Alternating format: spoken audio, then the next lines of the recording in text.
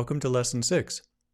These are the foundations for the three songs: Can Can, Deck the Halls, and Mississippi Sawyer. Mississippi Sawyer is another fiddle song. Can Can is a classical song. A lot of people know it. They've heard it before. And of course, another Christmas song, one of 6 that you can find here among the 36 songs. So the foundations for Lesson 6 are very similar to Lesson 5. It's almost like we're going to get a chance to take our breath here. Introducing eighth notes is a huge deal. Hundreds and hundreds of songs use half notes, quarter notes, and eighth notes. And so becoming fluent in this level is very, very valuable. One thing that I can suggest for those of you who are looking for a way to push your playing forward a little bit faster is to do something I've suggested for my students for many years. Find a song that you really like and then play it each day, seeing how fast you can play it. So pushing the envelope of speed helps to solidify your technique in ways that nothing else really does, So some songs are just meant to be played at one tempo or a very narrow range of speeds. But fiddle songs and certain classical songs, particularly the ones that are perpetual motion, it's the same rhythm over and over and over again, those lend themselves to, okay, well, how fast can I do that today? Now you want to be accurate with them and don't get sloppy, right? But you can push yourself. Can is one. In fact, when it's performed, sometimes it's slow and then medium and then fast and then super fast. They'll do it. They'll repeat it. It's such a short song. They'll repeat it and repeat it faster each time. A fiddle song is just kind of built to do that. Some of them are just built to play faster and faster. And so you can have some fun with that if you're looking for a way to get your playing better sooner. All right, so let's jump into the scale. We have our G scale, just like before. We're going to hold out the whole notes, starting to play legato. You're connecting the bottom of the notes. You do the thumb under, just like before, okay? And you want to play your F sharp. And then we're going to come back down, okay? So whole notes, half notes, quarters, and eighth notes 2 times. All right, here we go. 1, 2, ready, go. 2, 3, 4. 2, 3, 4. 2, 3, 4. 2, 3, 4. 2, 3, 4. 2, 3, 4. 2, 3, 4. 2, 3, 4. 2, 3, 4. 2, 3, 4. 2, 3, 4. 2, 3, 4. 2, 3, 4. 2, 3, 4. 2, 3, 4. 2, 3, 4.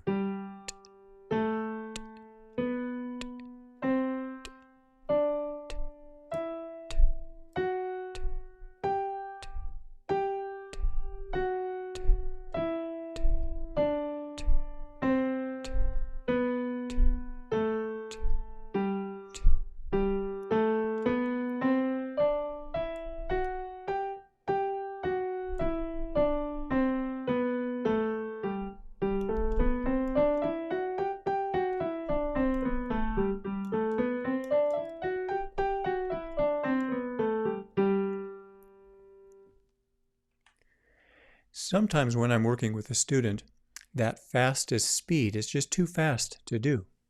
So what I ask them to do is, well, show me the fastest speed that you can do comfortably.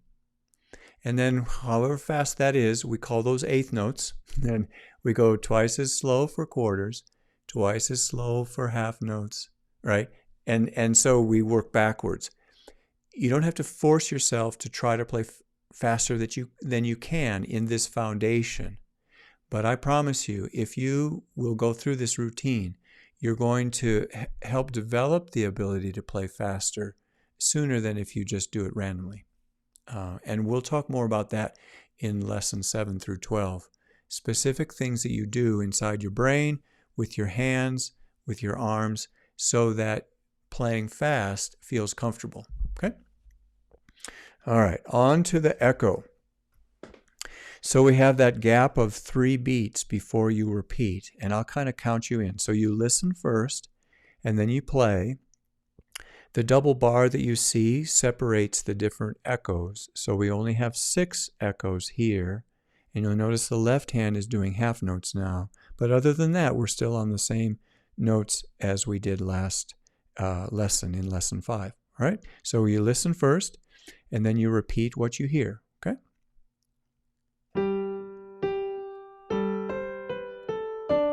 Two, ready, play.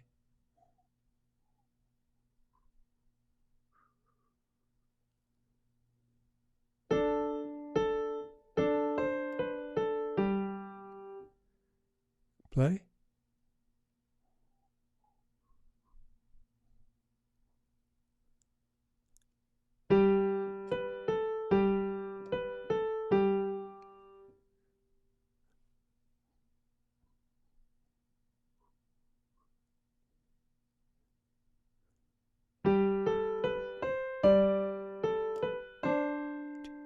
Ready, play.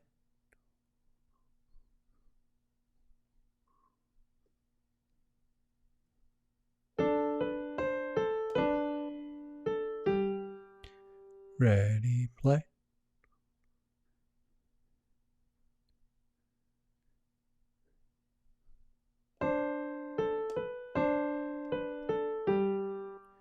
Ready, play.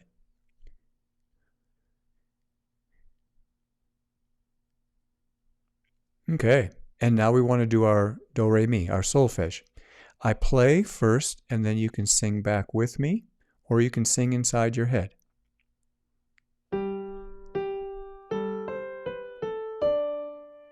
Ready, sing. Do, do, re, fa, mi, re, sol.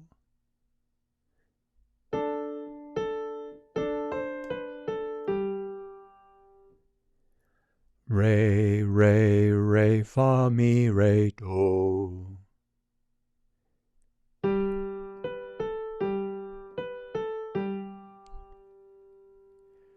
Do, mi, re, do, mi, re, do.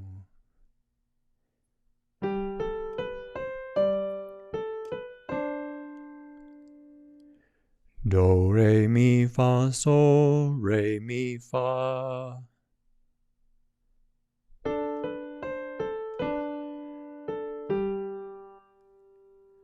Re, mi, fa, re, mi, re, do.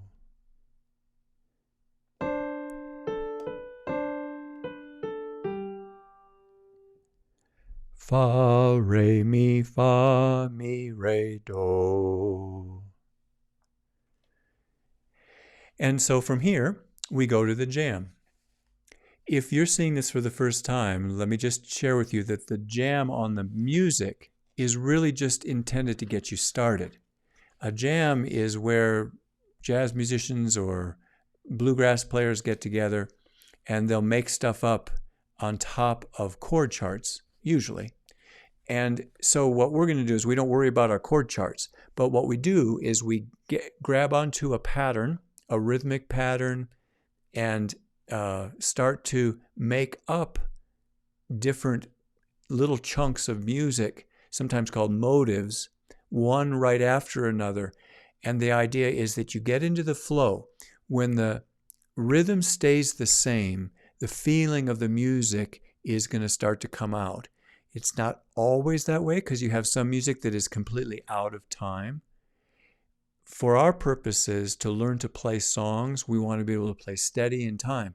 And this stopping and starting disturbs the flow of the music so much that learning to play steady becomes like the most important thing once you can figure out what the melody sounds like.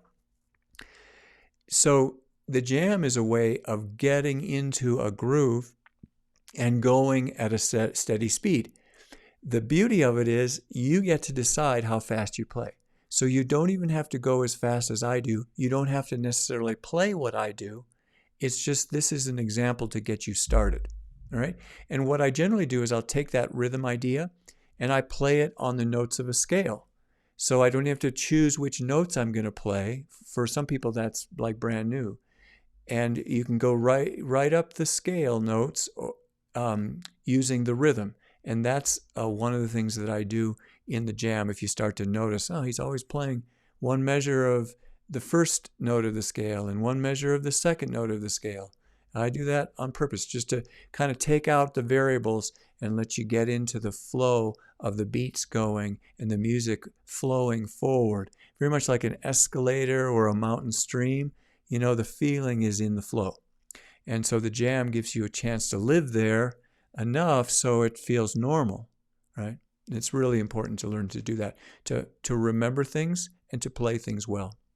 So let's see what our jam has in store for us. So the first one, 2 quarter notes and 4 eighth notes, sounds like this.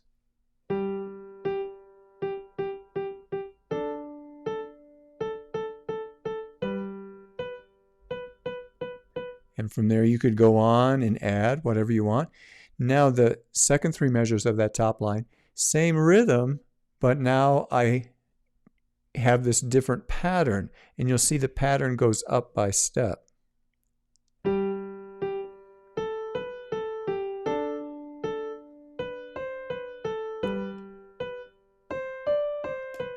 Okay? Lots of songs do that. Usually they'll like do one thing, they'll repeat it exactly, and then the third time they have this little variation. And you can use that formula when you're making up your jams. So let's take a look at the next line. That's a dotted figure, dotted quarter note with an eighth note. Sounds like this.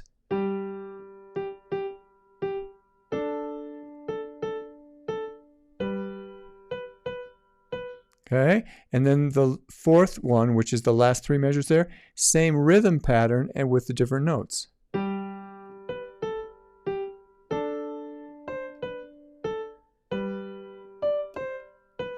Okay, so if you take those 4 examples and you learn to do them independently, and they get really automatic pilot, you can fool around with the combinations of the different ones together. You could sit down over time and play for hours and hours, making up your own music based on variations of those 4. And the one thing that I won't talk about today here, but if you want to jump into the make your own music lesson, especially the recording of lesson 5 is where I mentioned this for the first time. You learn to change the chord underneath with the left hand, and the right hand just kind of keeps doing the same thing. And the combination of those 2 things with the presence of those eighth notes and the different speeds of note, it's like this golden land. You can play forever. So let me just give you an example of what I mean. So I'm going to start with the first one, and I'll hop to the second one and move it around. And then I'm going to start to change the left hand a little bit. And you'll see that this jam of moving forward, right, in combination of making up your own thing, it's not so far away. It's not so impossible, right, if you spend a little bit of time with the jam.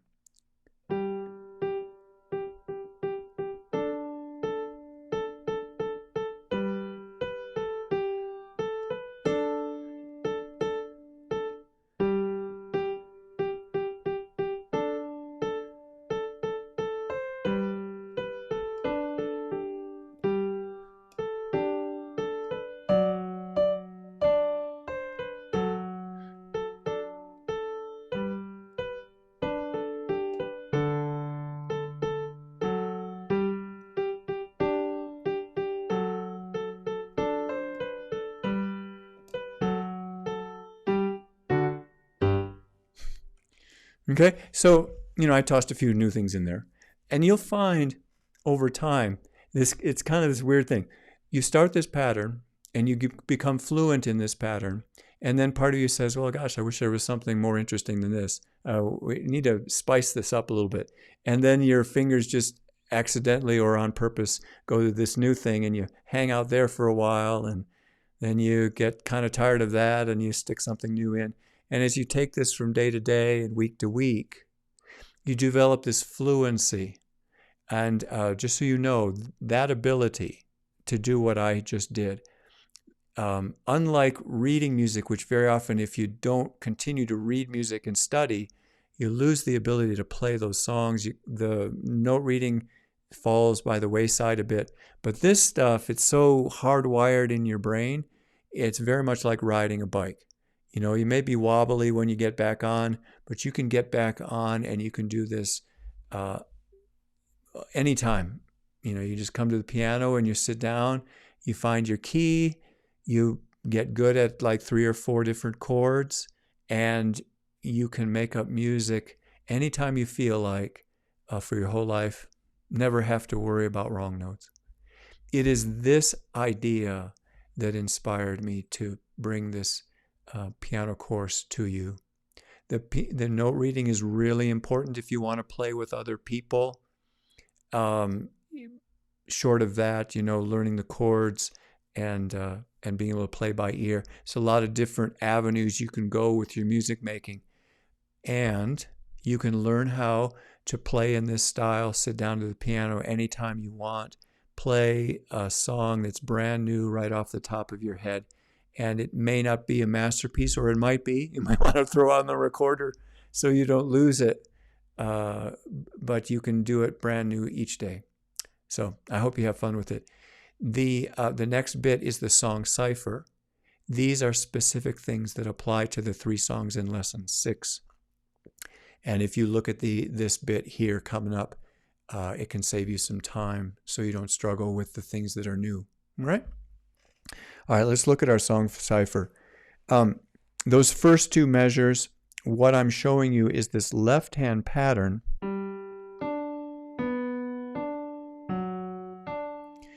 That actually has a specific name. That's called an Alberti bass. And that's used a lot in classical music. Mozart, Haydn, they use that pattern. And you have a G chord, you have a D chord with F sharp in the bass, all right? And those show up in your songs a lot, so I wanted to toss that in here. We have some songs where instead of playing an or a C natural, which is a white note, you need to be able to play a C sharp, right? So we want to teach the fingers the difference between a C natural and a C sharp. So what you see there is half notes and then twice as fast, which I've talked about in lesson 5. Super fast way to teach your fingers a very specific thing. Sometimes I'll call this the back and forth exercise. Anyway, those middle measures sound like this.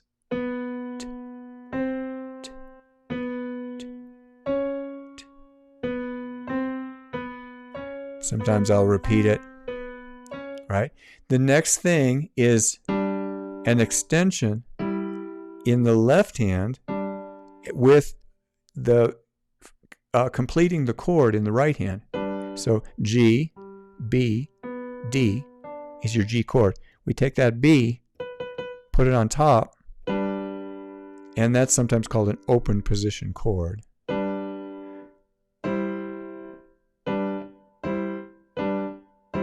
Super common in songs, worth taking a look at by itself. All right, bottom line, those first 2 measures, similar idea, back and forth exercise.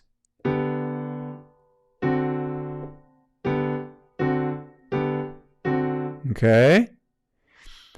And then the next 3 measures there, what I'd like you to do is draw your attention to the left hand. These are sixths. In the lessons, you'll see me talk about intervals and harmony. That's something you can check out on your own. That's a sixth. So it's a second, a third, a fourth, a fifth, a sixth. That's the interval, the distance between. And what we do is we honor the notes of the scale, but we go down, we go down, we go down, and we come back up. So it's a little bit like playing a scale, but you have to be able to move your hand one note down and keep the pattern. So your hand makes like this cookie cutter thing. Your fingers are a little stiff, right? They keep the distance between, and they're just moving down the notes and back up, right? And then a special melody, because that's what happens in the song. This is from Deck the Halls, by the way. One more time.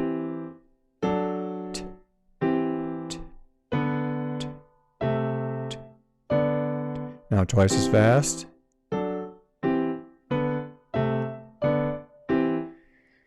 Okay, so in some songs, the hard bit is a little more extended. Say it's 2 measures.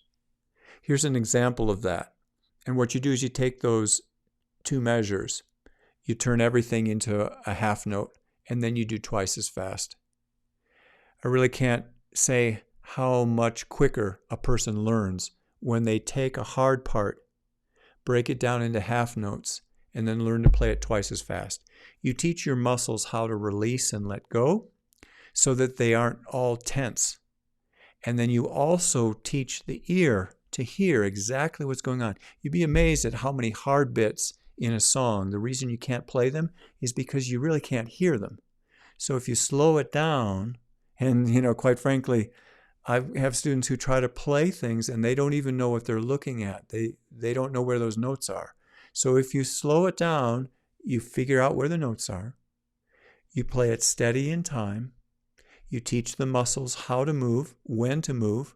You do it twice as fast, because when you can do things faster, it locks it in better, and then you're done.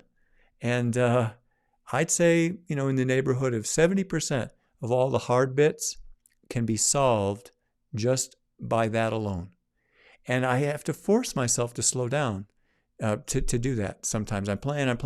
I get so excited about playing it. I forget that to save myself a bunch of time and effort, if I just teach my hand to do the half quarter thing, the back and forth exercise, I won't have to spend 5 days learning it. I'll learn it in like 2 days, or I'll learn it in like 20 seconds. So I'm slowing myself down all the time, reminding myself that the quickest way to learn a song is to actually do that.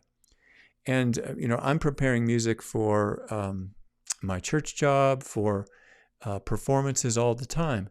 And because there's so much music to learn, I have to be efficient. And playing in a symphony violin taught me that. So anyway, that's why we do that. And it's not random. Works like a charm. Really does. All right, last little bit. In this song, you have, it's like the song goes along and then you need one more note underneath. So what we do is we cross the second finger over, but we keep the thumb. Okay, so that's what that last bit is.